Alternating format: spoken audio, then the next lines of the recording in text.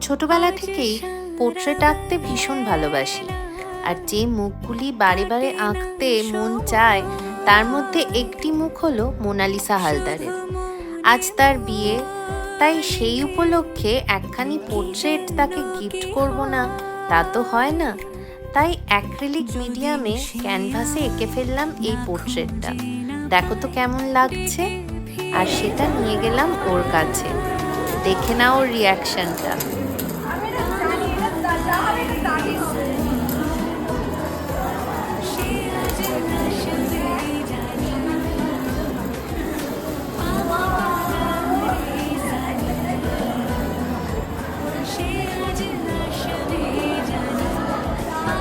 এই হলো ওর রিয়াকশন।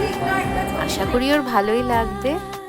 আর ওর নতুন জীবনের জন্য রইল এক রাশ শুভেচ্ছা, ভালোবাসা আর অনেক আদর।